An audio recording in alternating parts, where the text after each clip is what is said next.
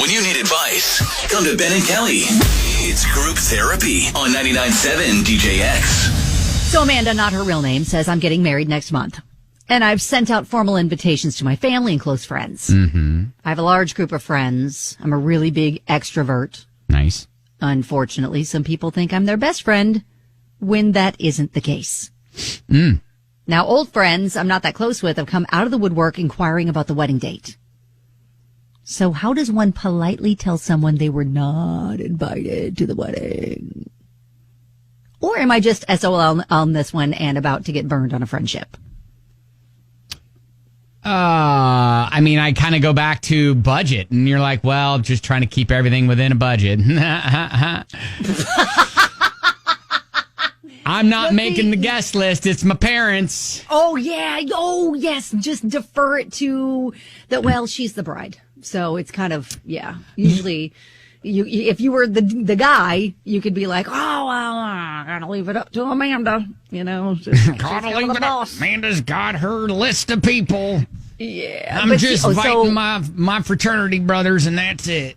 Here's the thing. You have mentioned before, kind of having tiers of friends. That's right. So is this, but then again, how do you tell them, well, you're not on as high of a tier?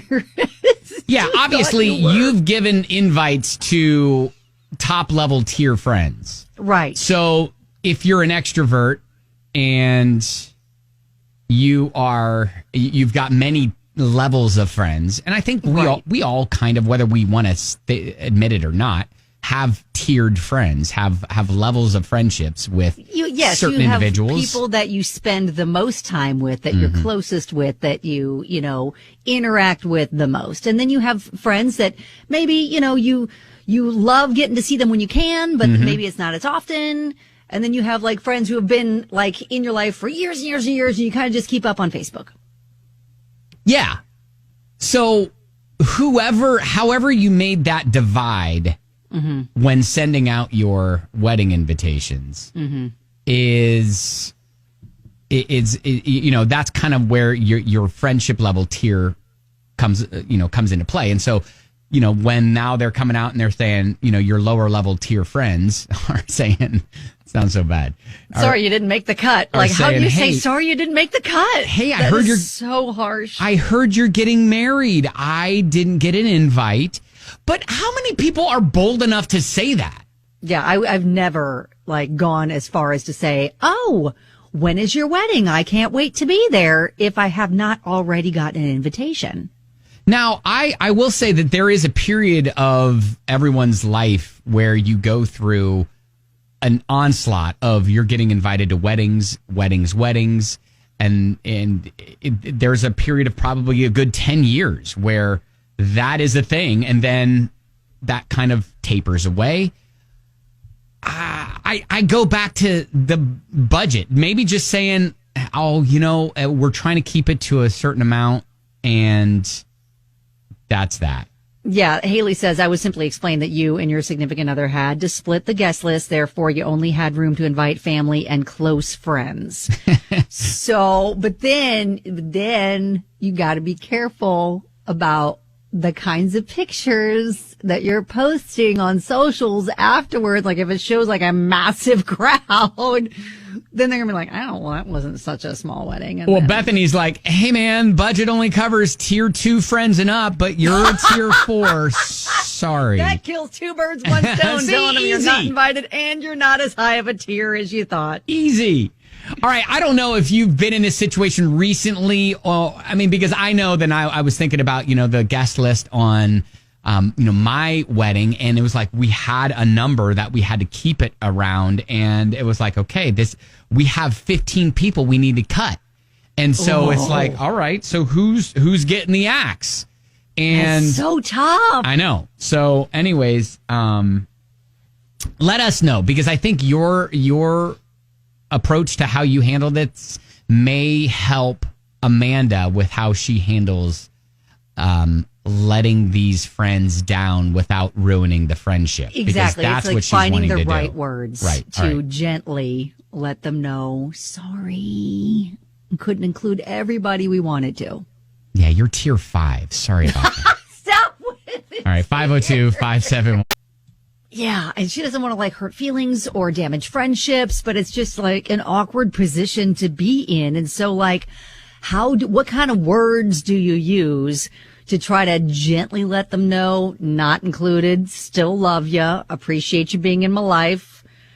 Christy said, tell them that, you and your husband have a set group of guests that you can include and that you guys have made your selection together. Tell them that you appreciate them wanting to help celebrate your day and that they can send gifts or whatever, and let them know where you're registered. But unfortunately, you guys cannot add anyone additional. Oh my gosh, that is a power play. That is a power play. Like, saying, hey, look, we'll take your gifts. Exactly. But you cannot come and eat our food or dance with us. I know what a power move. I like that. Sir. I like that. It's like, look. And another text. Just say, I'm sorry. We already sent out invites and the venue only has room for so many. I wish I had known you wanted to come. Whole excuse. Oh, I wish I had known. And it's like, but how could you not know? I'm Carol. Yes. I'm your longest friend. Of course I wanted to come. I just thought you would automatically know. Andrew, the Love Doctor, calls our show all the time, always dispenses with such sound advice when it comes to this. Now, Andrew, weddings, they're just stressful, are they not? Not really. Okay, so you sound like you have a really pretty easy way to handle this. How would you do it? Well, here's the thing. I mean, Haley is kind of onto something. She's just got to tell people that her and her future husband had to get together a list together. He has to invite his friends and family. She has to invite her friends and family. And, you know, the guest list, whether it be big or small, it's not, that's irrelevant. But there's only a certain number of people they can invest in, right? And if the people get really upset that they're not invited to the wedding, then what kind of friendship do you really have with them anyway, right? And at the end of the day, if you're taking pictures and you're worried about the number of people, because you said it was going to be a small group or whatever, stop. Just stop it. Quit worrying about what everybody else is thinking. It's your wedding. It's your husband's wedding. It's your day. It's your day. It is. I hate to say that, but it is. Yeah. If you're so worried about everybody else, you're not going to be able to enjoy the moment with your new spouse. Invite the people you want to invite. If the other people get upset by it, it is what it is. They can go on about their merry way and be done with it. I get it, but that is so difficult for chronic people pleasers. It is, but that's the problem, though, Kelly, is if you're chronically trying to please other people, how much enjoyment are you really going to have out of your wedding when you're so worried about John or Jimmy or Tina or Sarah that didn't get invited? You can't do that. Kelly, this is why Andrew has a PhD in love. You got that right, brother. All right, Andrew, the Love Doctor. Thank you, man. Keep on loving, guys. All right, thanks. See, Jenny says, I'm at the age where I'm excited to not be invited to weddings. Don't have to find a babysitter. Don't have to worry about what to wear. And don't have to buy a gift. Abby says, look, I was in the same situation. Had a couple friends who were expecting to be a part of the wedding party. That's even tougher. If they're not only expecting the invite, but to be a part of the wedding party. Yikes. Yeah, and that was not my plan at all. She says, I guess you could do what I did and completely just avoid the situation, LOL. And tell them figure it out whenever, and let them figure it out when they only got the invite and were never asked. So okay. I guess if we relate it to Amanda's situation, you just avoid, don't answer texts until after. And avoid and deny. You know what? I'm not actually getting married. Like, oh, sorry, I didn't see your text until it was too late. But you know what? If you want to send us a present, here's our address. Oh, gosh.